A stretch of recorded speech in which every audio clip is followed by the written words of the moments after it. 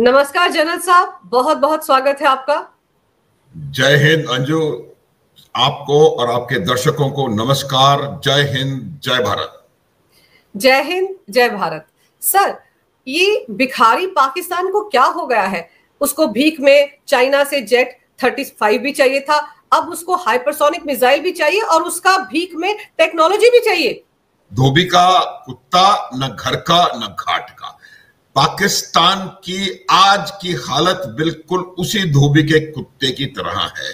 ना वो घर पे कुछ कर पा रहा है, ना घाट पे कुछ स्नान कर पा रहा है, और वो मुझे लगता है कि 3-4 चीजों के बीच में बिल्कुल पिस कर रह गया है। जिस प्रकार से उसने अमेरिका के पास जाकर के उनके पैरों में अपना सिर डाल दिया, उससे चीन जो है वो बहुत ज्यादा सतर्क हो गया है कि चीन और अमेरिका नेचुरल एडवर्सरीज हैं, और आज अगर कोई सुपर पावर राइवलरी चल रही है तो वो चीन और अमेरिका की राइवलरी है। और मैं ये कई दफा कह चुका हूं कि वो चीन किसी भी तरीके से पाकिस्तान को अमेरिका के चंगुल में जाते हुए नहीं देख सकता।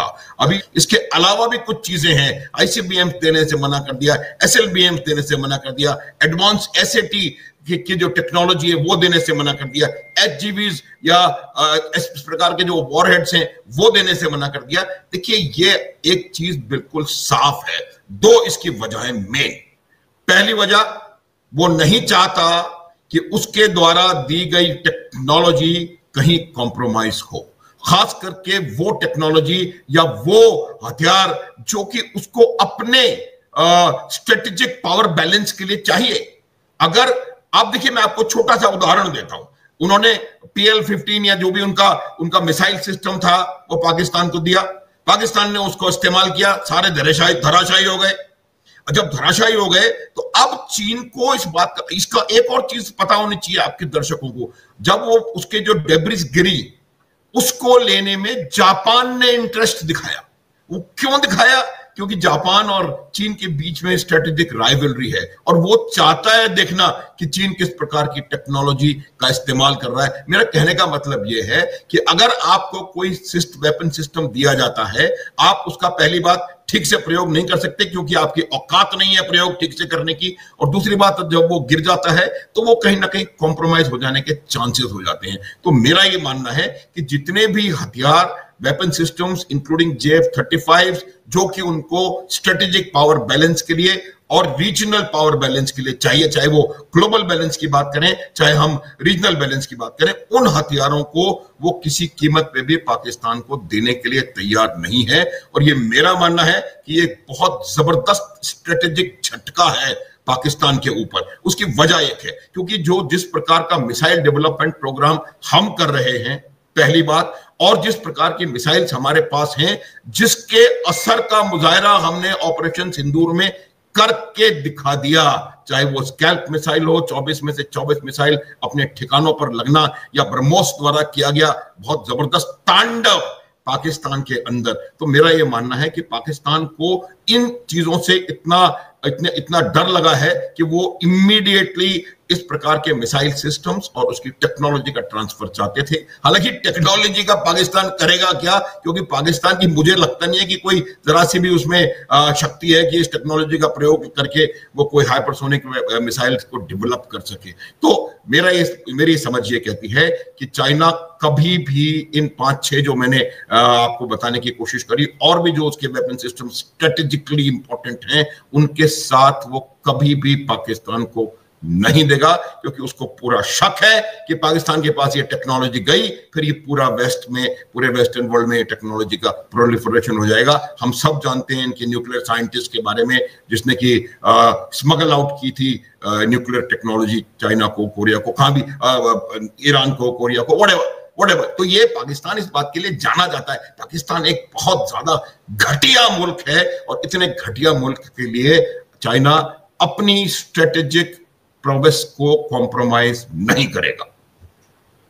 सर, लेकिन अब पाकिस्तान का हाल ये देखिए, अभी एक दिन पहले उनके सूचना मंत्री हैं तरार, वो बंद कमरे में आतंकवादियों से मुलाकात कर रहे थे। ऐसी तस्वीरें सोशल मीडिया पर वायरल हो रही है जहां पर आतंकवादी बंद कमरों में पीएम मोदी के भाषण सुन रहे हैं। सरेआम उनके आतंकवादी किस तरह की बयानबाजी करते हैं पीएम मोदी के लिए, और वहां के नेता आप सोचिए, वो जो उनका डिफेंस मिनिस्टर है ख्वाजा आसिफ, वो किस तरह की भाषा का इस्तेमाल प्रधानमंत्री मोदी के लिए करता है सर। तो पाकिस्तान तो सर एक आतंकवादी देश है, भले ही एससीओ में वो जो जॉइंट डिक्लेरेशन था उस पर इन्होंने पहलगाम को इंक्लूड नहीं किया या पाकिस्तान की करतूतों को इंक्लूड नहीं किया चाइना ने, लेकिन चाइना भी तो जानता है कि पाकिस्तान किस तरह का देश है। बिल्कुल बिल्कुल अंजू, चाइना को पूरा इनको इंफॉर्मेशन है पूरी तरह से चाइना, क्योंकि देखिए चाइना एक बहुत बड़ी सुपर पावर है। चाइना का स्टेटेड एम है कि 2050 तक वो सोल सुपर पावर दुनिया की बनना चाहते हैं। इतना बड़ा देश, इतनी जबरदस्त इंटेलिजेंस, उनको क्या इतनी छोटी सी बात मालूम नहीं होगी? उनको पता है कि पाकिस्तान की सिर्फ एक इंडस्ट्री है और वो है इंडस्ट्री फॉर टेररिज्म। वो टेररिज्म को पैदा करते हैं, उसको बढ़ाते हैं, फैलाते फूलते हैं और उसको बाद में उसका निर्यात करते हैं। टेररिज्म के अलावा पाकिस्तान और कुछ करने की परिस्थिति में नहीं है। आज पाकिस्तान के पास किसी किस्म की टेक्नोलॉजी नहीं है जो कि भारत के मिसाइल डेवलपमेंट प्रोग्राम के सामने टिक सके। भारत ने, आपने धोनी का सुना होगा, हम लोग ज्यादा टेक्निकलिटी में जाना नहीं चाहते, क्या क्या हम डेवलप कर रहे हैं। 2030 तक कह रहे हैं कि धोनी का जो सिस्टम है HGV वो आ जाएगा, और चाइना ने उनको HGV देने से साफ मना कर दिया है। तो मेरा ये मानना है कि पाकिस्तान के जो हुक्मरान हैं, एक्चुअली देखो नंजू, मेरा जो पाकिस्तान के नेता हैं, जो मंत्री हैं, वो सिर्फ और सिर्फ एक मुखौटा है।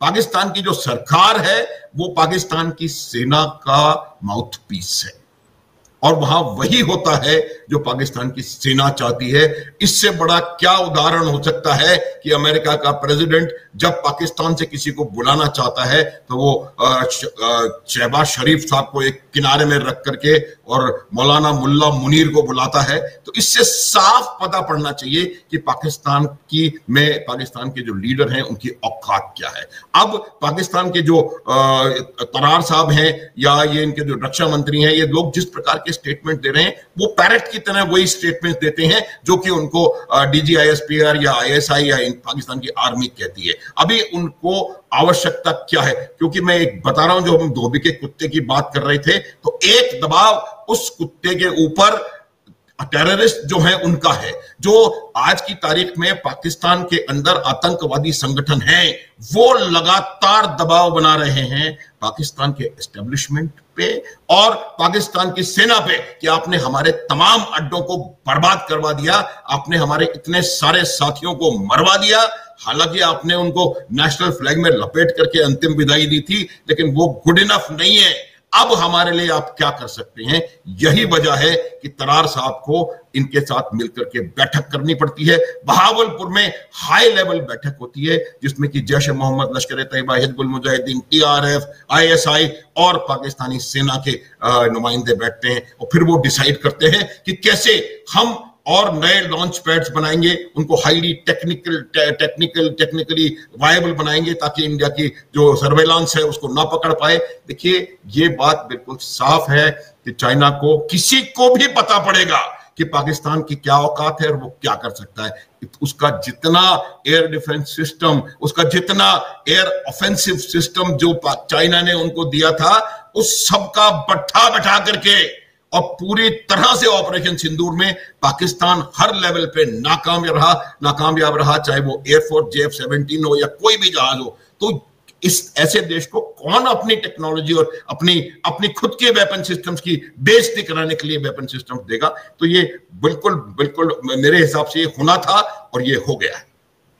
सर, पाकिस्तान को अमेरिका भी अपने साथ जोड़े रखना चाहता है, चाइना भी अपने साथ जोड़े रखना चाहता है, और अमेरिका ने जिस तरह से ये भी कोशिश अमेरिका कर रहा है कि मिलिट्री बेस उसको मिल जाए पाकिस्तान में, और इसको लेकर भी चाइना ने खड़ा एतराज जताया था, बल्कि 2 दिन पहले तो धमकी दी थी कि अगर पाकिस्तान में अमेरिका का कोई मिलिट्री एयरबेस बनता है या ऐसी परमिशन देता है पाकिस्तान अमेरिका को, तो फिर तो सारे के सारे रिश्ते खत्म कर लेगा चाइना उसके साथ। देखिए चाइना जो है वो एक बहुत चालाक और बहुत सेल्फिश, अगर मैं कहूँ, आप मुझे इजाजत दें तो बहुत सेल्फिश मुल्क है। वो अपना इंटरेस्ट देखता है और पाकिस्तान का अमेरिका के पाले में जाना उनके इंटरेस्ट के खिलाफ है, इसलिए वो एक हद के बाहर, एक हद से ज्यादा पाकिस्तान को अमेरिका के पाले में नहीं जाने देंगे। और अगर उसने प्रयास किया तो पाकिस्तान को सबक चीन सिखाएगा। ये वही चीन है जिसको कहते हैं कि समंदर से गहरा, आसमान से ऊंचा और गुड़ से मीठा और पता नहीं क्या क्या बोलते हैं हमारी दोस्ती, वो सब दोस्ती एक ताक में रह जाएगी। एक दो उदाहरण उन्होंने ऑलरेडी दे दिए, J-35 का और इस प्रकार की मिसाइल टेक्नोलॉजी का। और अगर और ज्यादा प्रयास किया गया, देखिए दोनों के लिए पाकिस्तान एक मजबूरी है। पाकिस्तान का इस्तेमाल हो रहा है, इस्तेमाल हो रहा है पाकिस्तान का, अमेरिका उसका इस्तेमाल कर रहा है। अमेरिका ने पाकिस्तान की एयर स्पेस का ईरान के खिलाफ हमले करने के लिए इस्तेमाल किया है। और आज पाकिस्तान की जितनी भद्द इस्लामिक वर्ल्ड में और ईरान के सामने उड़ी है, उसका कोई हिसाब किताब नहीं है। पाकिस्तान के अपने लोग उनके इस एक्शन को कहीं ना कहीं डिक्री कर रहे हैं और उसके खिलाफ बातचीत कर रहे हैं, पार्लियामेंट में हो रहा है। अब दूसरी बात, चाइना ने इतना पैसा यहां पर इन्वेस्ट कर दिया है कि चाइना भी किसी तरह से इनके बाहर निकल नहीं सकता। अगले 10 से 15 साल कम से कम, जब तक कि उनके तमाम प्रोजेक्ट्स कंप्लीट ना हो जाएं, जब तक कि उनको जो भी सीपैक से या ग्वादर के एयरबेस से या ग्वादर के सी पोर्ट से लेना है, तब तक वो पूरा नहीं ले लेंगे। मैं बता रहा हूं आपको कि वो किसी भी कीमत पे पाकिस्तान को इधर, यही हमने शुरुआत में कहा था कि वो अभी ना यहाँ के हैं ना वहां के हैं और घर में तो मार पड़ी ही रही है। तो मेरा ये मानना है कि ये बहुत ज्यादा तकलीफ में पाकिस्तान आने वाला है, क्योंकि उनकी अपनी हरकतों की वजह से उन्होंने कभी भी एंटी इंडिया रेटोरिक और कश्मीर के अलावा किसी और चीज को तवज्जो नहीं दी। इसी वजह से उनका कोई डेवलपमेंट नहीं हुआ। इसी वजह से आज वो एक इतने खराब इकोनॉमिक कंडीशन में है कि वो एक क्राइसिस की तरफ बढ़ रहे हैं। 25 बार उनको IMF से बेल आउट मिल चुका है। ये सहायता नहीं है, लोन नहीं है। बेल आउट तब होता है जब आप बिल्कुल मरने वाले होते हो, तो सांस जो देते हैं ना, माउथ टू माउथ रेस्पिरेशन, वो है। तो ये बेल आउट उनको मिल चुका है। तो बहुत बुरी हालत में पाकिस्तान है और उनके पास कोई चारा नहीं है कि अमेरिका का भी जो उन्होंने किया वो करें, और चाइना से तो मार खानी ही खानी है उनको। तो अभी आने वाला समय देखेगा कि पाकिस्तान को इन दोनों सुपर पावर्स को बैलेंस करने में काफी मुश्किल का सामना करना पड़ेगा। अमेरिका नहीं छोड़ेगा। अमेरिका के स्ट्रेटेजिक इंटरेस्ट पाकिस्तान में है, अमेरिका के न्यूक्लियर इंटरेस्ट पाकिस्तान में है। अमेरिका को पाकिस्तान के एयर बेसेस, सैन्य अड्डों और हवाई स्पेस की आवश्यकता है, और जब तक वो पाकिस्तान से ये सब नहीं लेगा, तब तक मुझे लगता नहीं है कि पाकिस्तान किसी प्रकार से इस जंजाल के से बाहर निकलने वाली स्थिति में है। और चाइना और अमेरिका दोनों उनके ऊपर लगातार दबाव डालते रहेंगे, और जो उनका डोमेस्टिक प्रेशर आएगा, उससे मुझे लगता है कहीं ना कहीं बिखराव की स्थिति आने वाली है। सर, आप कह रहे हैं ना कि अमेरिका पाकिस्तान का इस्तेमाल कर रहा है, चाइना इस्तेमाल कर रहा है। सर, इस्तेमाल कर नहीं रही है, इस्तेमाल होने दे रहे हैं, क्योंकि इनको लग रहा है कि दोनों तरफ से इनको लड्डू मिल रहे हैं। इनको लग रहा है पैसा इनको अमेरिका से भी मिल जाएगा, चाइना से भी मिल जाएगा, और मुफ्तखोरी की आदत तो पाकिस्तान को लग गई है। सर, उनको तो भीख में सारे हथियार चाइना से मिलते हैं, और चाइना कैसे वसूली करता है वो श्रीलंका में तमाशा हम सब लोग देख चुके हैं। लेकिन सर, ट्रंप की अगर बात की जाए तो ट्रंप ईरान को लेकर इतने नरम क्यों हो रहे हैं? क्योंकि जो ऑपरेशन या जो हमला किया गया था इजराइल की तरफ से या बाद में ट्रंप की तरफ से ईरान पर, उसका तो कोई भी ऑब्जेक्टिव हासिल नहीं हुआ। वो अपना यूरेनियम भी बचा कर ले गए और खमेनेई भी जिंदा है। हाँ, अंजू, बिल्कुल आपने सही कहा। देखिए, मैं भी ये बता रहा हूं कि ये जो 12 दिन का इजराइल और ईरान के बीच में युद्ध हुआ, जिसमें अमेरिका ने भी अपना एक ऑपरेशन वहां पर लॉन्च किया, B-2 बॉम्बर से कुछ उन्होंने बॉम्ब गिराए, कुछ मिसाइलें फायर करी। उसमें मेरे हिसाब से, हालांकि मैं फेवर में किसी के भी नहीं हूं, मेरे हिसाब से ईरान जीत के निकल के बाहर आया है। आपके उद्देश्य थे कि ईरान का न्यूक्लियर प्रोग्राम पूरी तरह से खत्म कर दें, कुछ नहीं हुआ। और उसके अलावा क्या हुआ है कि ईरान का रिजॉल्व न्यूक्लियर बॉम्ब बनाने का बहुत ज्यादा स्ट्रांग हो गया है। तो ये मेरे हिसाब से बहुत बड़ी जीत ईरान की कहीं ना कहीं होती हुई नजर आ रही है। दूसरी बात, रूस और चीन ओपनली ईरान के सपोर्ट में आ गए हैं। रूस के एक मंत्री ने तो कुछ दिन पहले यह तक कह दिया था कि यह भी संभव है कि ईरान को कोई बने बनाए न्यूक्लियर बॉम्ब्स ईरान को दिए जा सकते हैं, वेपन सिस्टम दिए जा सकते हैं। तो ये भी एक बहुत बड़ा ईरान अमेरिका को तमाचा पड़ा। फिर चाहे वो मॉक हो, शैम हो, आप कुछ भी कह लें, अमेरिका के सबसे बड़े बेस पे ईरान का हमला हुआ जिसका कोई जवाब नहीं आया। ये भी ईरान की एक तरीके से कम वो तो मान रहे हैं कि हमारी जीत है। और जिस प्रकार से इजराइल को शायद इतिहास में पहली बार इतनी मार लगी है उनकी स्ट्रेटेजिक मिसाइल्स की वजह से, वो भी तो ओवरऑल जो भी उद्देश्य था, रिजीम चेंज करना, माइंडसेट चेंज करना, उनका जो न्यूक्लियर आर्सेनल है उसको खत्म करना या न्यूक्लियर वेपनाइज करने की इच्छा को मार देना, कुछ भी हासिल नहीं हुआ। ट्रंप साहब ने कई दफा कहा कि I have obliterated the nuclear, ये वो। ऑब्लिटरेशन का मतलब अगर आपने ऑब्लिटरेटेड कर दिया, जब आपके हिसाब से उनके न्यूक्लियर के पास कुछ बचा ही नहीं, तो फिर किस बात का 30 बिलियन पैसा देना चाह रहे हैं आप उसको? फिर क्यों आप वो 6 बिलियन उनके एसेट से उनको अनफ्रीज करना चाह रहे हैं? तो ये उनको भी पता है कि उन्होंने क्या किया है, सब जानते हैं। उन्होंने अपना यूरेनियम, एनरिच्ड यूरेनियम निकाल लिया है या वही सुरक्षित है। यह निश्चित है कि उनका एनरिच्ड यूरेनियम आज भी बिल्कुल सुरक्षित उनके पास है और वो 3 से 4 महीने के अंदर 10 से 12 न्यूक्लियर बम बनाने की काबिलियत आज भी रखते हैं, कोई इसमें शक ना हो। अब अमेरिका का बताता हूं। देखिए, अमेरिका ये पहली बार नहीं कर रहा है। आप 1981 से एल्जियर्स अकॉर्ड से लेकर के आज तक जो आपको देखना है, कई दफा उन्होंने उनके सैंक्शंस को ईज आउट किया, उनको लोन दिया, कुछ पैसा रिलीज कई बार किया है। डिटेल्स में जाने की आवश्यकता नहीं है, हमको तक ये मालूम हो कि कई बार ये हुआ है। तो उसकी वजह बताता हूं। देखिए अंजू, हम 2 देशों की आज बात कर रहे हैं, मैं उन 2 देशों का फर्क बता रहा हूं। पाकिस्तान और ईरान में यह फर्क है कि पाकिस्तान बिकाऊ है, पाकिस्तान हीरा मंडी है। आप बोली लगाओ और पैसे दो और जो मन में कराओ।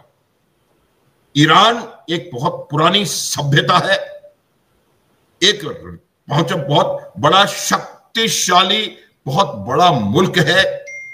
ईरान ने 12 आपने ऐसे ऑर्गेनाइजेशन तैयार कर रखे हैं जिनके थ्रू वो पूरे मिडिल ईस्ट में जो चाहता है वो करवाता है, चाहे वो हूती हो, चाहे वो हिजबुल्लाह हो, चाहे वो प्रॉक्सी। 10-12 हैं हूती, हिजबुल्लाह तो क्योंकि दिखाई दे रहे हैं इसलिए सामने आ रहे हैं, 1 दर्जन उनके पास ऐसे। तो अब मैं बताता हूं कि अमेरिका को ये क्यों करने की जरूरत पड़ रही है और ईरान इसको क्यों नहीं मानेगा। ईरान इसको इसलिए नहीं मानेगा क्योंकि ईरान के लिए प्रायोरिटी भीख नहीं है, ईरान के लिए प्रायोरिटी पैसा नहीं है, ईरान के लिए प्रायोरिटी है उसकी अपनी इज्जत, ईरान के लिए प्रायोरिटी है उसका अपना जो स्थान उसने बनाया है, चाहे वो मिडिल ईस्ट हो, चाहे वो ऑर्गेनाइजेशन ऑफ इस्लामिक कंट्रीज हो या दुनिया हो।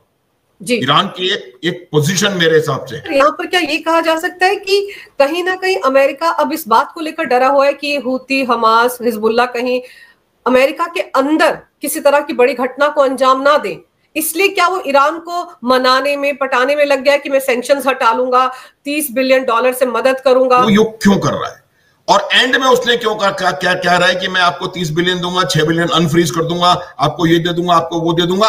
आप नेगोशिएटिंग टेबल्स पे आ जाइए। नेगोशिएटिंग टेबल्स पे क्यों लाना चाहता है? अगर आपने ईरान का पूरा न्यूक्लियर चीज को खत्म कर दिया है तो किस बात का नेगोशिएशन, किस बात का नेगोशिएशन? तो वो उनको नेगोशिएटिंग टेबल जो है पे लाना उनका एक कवर अप है। और असल में अमेरिका की जिस प्रकार से बेइज्जती हुई है पूरी दुनिया में, अमेरिकी हथियारों के जिस प्रकार से बेइज्जती हुई है दुनिया में, जिस प्रकार से इजराइल के ऊपर लगातार हमले हुए हैं, वो उसको डर है कि ये देखिए, मैं पहले भी कहा आपको कि जो न्यूक्लियर ईरान को सिर्फ इजराइल अपने आप के लिए एग्जिस्टेंशियल थ्रेट नहीं मानता, न्यूक्लियर ईरान को अमेरिका भी अपने आप के लिए बहुत बड़ी थ्रेट मानता है। वो क्यों थ्रेट मानता है? क्योंकि उसको मालूम है कि ईरान एक ऐसा मुल्क है कि अगर वो चाहे कुछ करना, if they decide to do something, फिर वो इस बात को नहीं देखते, बहुत पुरानी सभ्यता है, वो इस बात को नहीं देखते कि इसका रिपरकशन क्या होगा। अगर वो चाहे तो अमेरिका में जो आप कह रही हैं उसको कर सकते हैं। उनके पास 3 नहीं 1 दर्जन इस प्रकार के लड़ाके हैं जो कि कुछ भी करने को तैयार हैं। और यही मेरे को लगता है कि इजराइल को और अमेरिका को दोनों को इस बात का खतरा है। और आप देखें किस प्रकार से हूथी ने लाल सागर में अमेरिका को परेशान करके रखा हुआ है। पूरे जो नॉट ओनली अमेरिका, पूरे जो दुनिया के जो जो जो वो है ट्रांजिट पॉइंट वहां पर है, इतना इंपॉर्टेंट बॉटलनेक है, ट्रेड पूरी दुनिया का अफेक्ट हो रहा है उसकी वजह से। ये हूथी है। हूथी क्या है? एक टेररिस्ट ऑर्गेनाइजेशन है जो कि ईरान ने बना करके रखा है। वो कल फिर उन्होंने मिसाइलें फायर करी हैं अमेरिका के नेवल एसेट्स के ऊपर और इजराइल के ऊपर। तो ये मेरा मानना है कि अमेरिका को इस युद्ध के बाद खास करके कहीं ना कहीं अंदर ही अंदर घबराहट है। लेकिन मैं अगर ट्रंप साहब को जानता हूं, थोड़ी देर पहले अपन यही डिस्कस कर रहे थे, हो सकता है वो थोड़ी देर में इस बात को डिनाई कर देंगे, तो मैंने कभी कहा ही नहीं।